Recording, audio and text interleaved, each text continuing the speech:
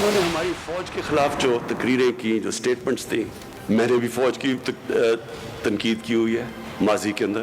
کوئی بھی ادارہ ہے, عدلیہ ہے, وہ بھی غلطیاں کرتی ہے, فوج بھی غلطیاں کرتی ہے, ہم پولیٹیشنز غلطیاں کرتے ہیں. لیکن یہ تو نہیں مقصد کہ آپ اپنی فوج کو برا بھلا کہنا شروع ہو جائیں, فوج کے پیچھے پڑ جائیں. امریکہ کی حمایت یافتہ حکومت کے لیے افغان کیوں لڑتے؟ وزیر اعظم عمران خان کہتے ہیں افغانوں نے کرپٹ حکومتوں کا ساتھ نہیں دیا. 3 لاکھ افغان فوج لڑی ہی نہیں. سوچنے والی بات ہے 70,000 طالبان کے سامنے 3 لاکھ فوج کیوں نہیں لڑی؟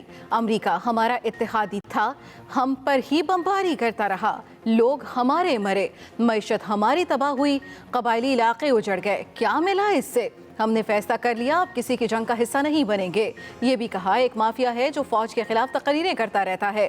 بھارتی لابی چاہتی ہے ہماری فوج پر تنقید کی جائے. یہاں بیٹھے لوگوں نے بھی فوج کے خلاف مخاذ کھڑا کیا ہوا ہے. سیاستدان بھی غلطیاں کرتے ہیں. میں نے بھی ماضی میں فوج پر تنقید کی ہوئی ہے. ہماری ٹیکس کلیکشن جب ہم آئے تھے تو 3,800 ارب تھی. آج وہ پہنچ گئی ہے 4,700 ارب پہ ہماری ٹیکس کلیکشن. اور یہ جو سارے میں آپ کو فگرز دے رہا ہوں یہ اسحاق ڈار کے نہیں ہیں, یہ اصل ہیں. آج ہمارے جو اکانومی, جو انڈسٹری جو اٹھاتی ہے اکانومی, اس میں جو اضافہ ہوا ہے وہ 18% ہوا ہے. یہ 10 سال کے بعد ہماری اتنی تیزی سے انڈسٹری اوپر جا رہی ہے جس سے لوگوں کو روزگار بھی مل رہا ہے. وزیر اعظم نے 3 سالہ کارکردگی عوام کے سامنے رکھ دی. ٹیکس وصولیوں میں ریکارڈ اضافہ, اخراجات میں کمی, انڈسٹری مستحکم, گاڑیوں کی سیلز میں 85% تیزی, تعمیراتی سیکٹر پیروں پر کھڑا ہو گیا. کسان کارڈ بلا سود قرضے, ہیلتھ کارڈ, 10 نئے ڈیم بنیں گے. عمران خان نے اپنی اور پچھلی حکومتوں کا موازنہ کر دیا. کہا اپوزیشن چاہتی ہے کہ کسی طرح فوج ہماری حکومت کو گرا دے. غریب ممالک سے ہر سال 1,000 ارب چوری ہو کر باہر منتقل ہوتے ہیں. مافیا ملک میں لوٹ مار کا دور چاہتا ہے. تحریک انصاف حکومت کے 3 سال. اسلام آباد کے کنونشن سینٹر میں تقریب, مختلف شہروں میں بڑی اسکرین نصب کر کے وزیر اعظم کا خطاب دکھایا گیا. عطا اللہ عیسیٰ خیلوی اور ابراہیم الحق کی خصوصی پرفارمنس. تقریب میں وزیر اعظم عمران خان کی جدوجہد پر دستاویزی ڈاکومنٹریاں بھی چلائی گئیں.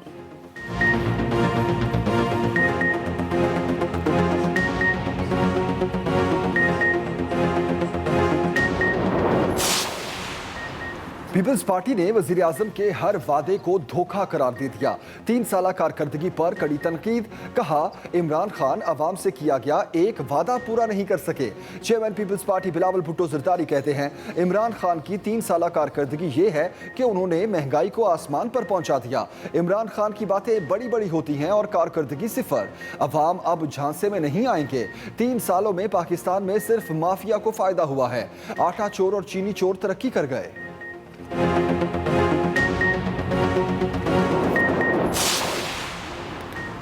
مسلم لیگ نون نے تحریک انصاف کی کارکردگی کو فراڈ کہہ دیا. مریم اورنگزیب کے لفظی وار, بولی عوامی پیسہ خرچ کر کے جھوٹی رپورٹ پر مبنی اشتہارات شائع کرائے گئے.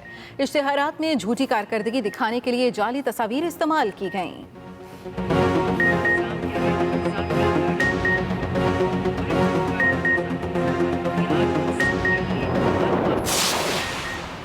Army chief general Qamar Javed Bajwa کا سلیمان کی سیکٹر کا دورہ.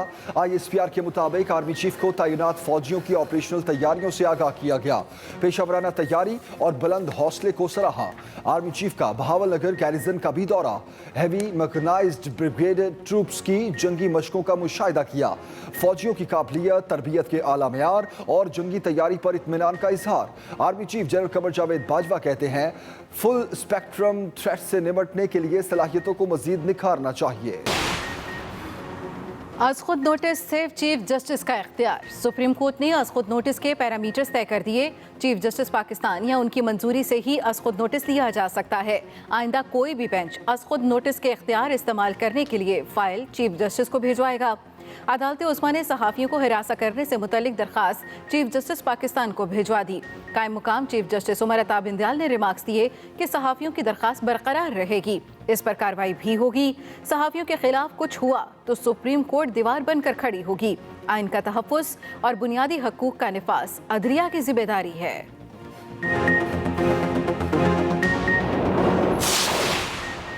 पीसीबी के नए चेयरमैन के लिए म्यूजिकल चेयर का गेम खत्म। एहसान मानी ने चेयरमैन पीसीबी का ओहदा छोड़ दिया।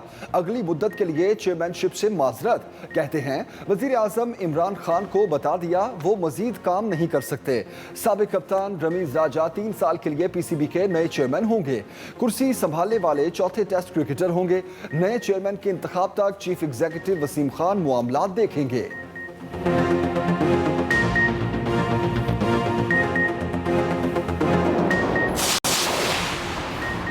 वजीर खारजा शाह महमूद कुरैशी ईरान पहुंच गए।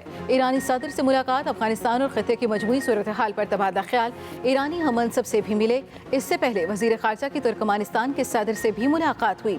अफगानिस्तान की बदलती सूरत हाल पर नुक्ता नज़र से आगाह किया। वजीर खारजा ने कहा पुरअमन और मुस्तहकम अफगानिस्तान खित्ते में तिजारत और मुआशी तरक्की के लिए फ़ायदेमंद साबित होगा।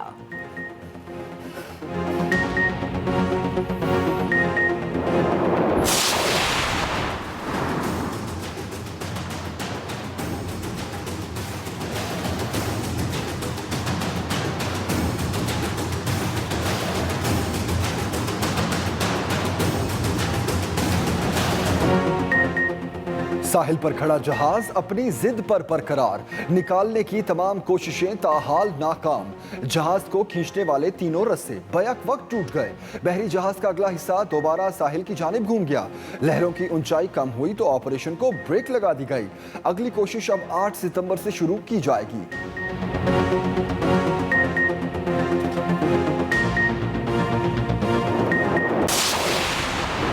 कोरोना बिफरने लगा, एक दिन में मजीद 85 अमवात, 4553 नए केसेस रिपोर्ट।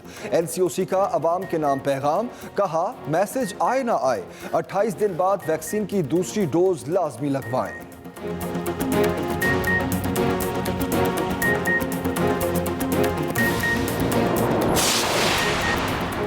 और कौमी क्रिकेट टीम आज रात जमैका से पाकिस्तान पहुंचेगी। मोहम्मद रिजवान कहते हैं टीम स्पिरिट और जज्बे से सीरीज में वापसी हुई।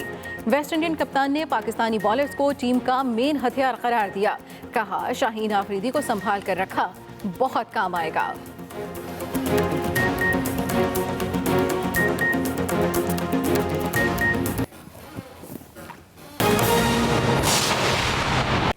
वज़ीर आज़म इमरान खान कहते हैं अफगानों ने करप्ट हुकूमतों का साथ नहीं दिया। अमेरिका हमारा इत्तेहादी था, हम पर ही बमबारी करता रहा, लोग हमारे मरे और मईशत भी हमारी तबाह हुई। उन्होंने कहा एक माफिया फौज के खिलाफ तकरीरें करता रहता है। मजीद तफसील रिजवान अहमद गिलज़ई से।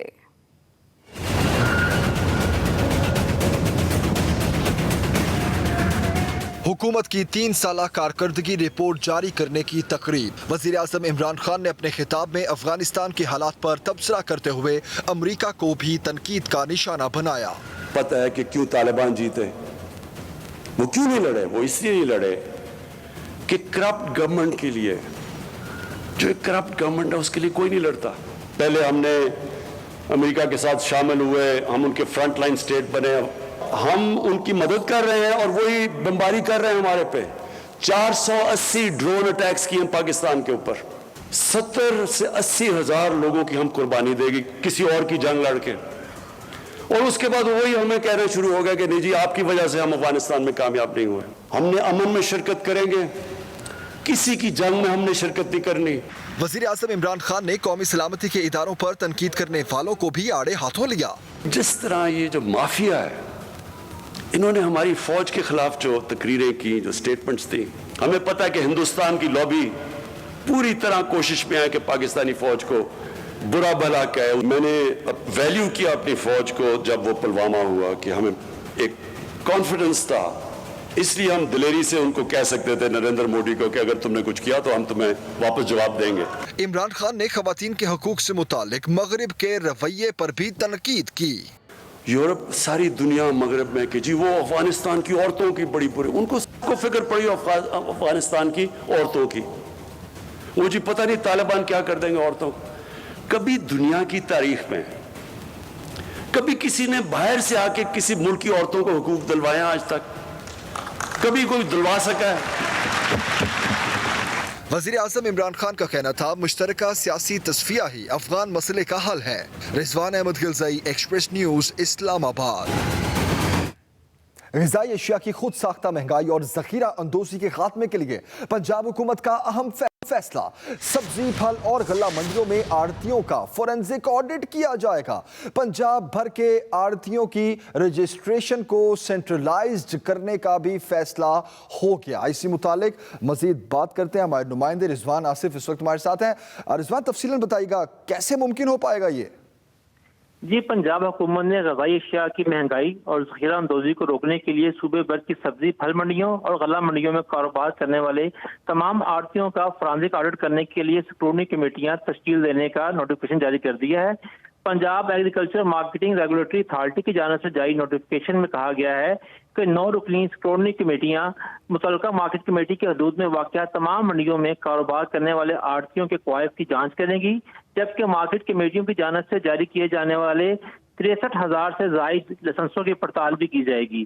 ایک اہم عمل یہ ہے کہ اس وقت پورے پنجاب میں 63,000 لائسنس جاری کیے گئے ہیں، لیکن محکمہ زراعت کے مطابق صرف 30 سے 35,000 آڑھتی کاروبار کر رہے ہیں، اور ہزاروں کی تعداد میں آڑھتی جو ہیں بنا لائسنس کے کام کر رہے ہیں، اور ہزاروں کی تعداد میں ایسے ہیں جو گزشتہ 10 سال سے غیر فعال ہیں۔ اس تمام صورتحال کی وجہ سے آڑھتی کے متعلق درست ڈیٹا دستیاب نہ ہونے کے سبب حکومت کو ذریعہ اجناس سے متعلقہ معاملات میں ریگولیشن، انفورسمنٹ اور منصوبہ سازی میں مشکلات پیش آ رہی ہیں۔ حکومت نے یہ بھی فیصلہ کیا ہے کہ صوبے کے تمام آڑھتیوں کے رجسٹریشن کو سینٹرلائز کیا جائے، اور اس حوالے سے اس وقت ہر مارکیٹ کمیٹی اپنے لائسنس ہولڈر کا ریکارڈ اپنے پاس رکھتی ہے، جس کی وجہ سے صوبائی سطح پر منصوبہ سازی نہیں کی جا سکتی۔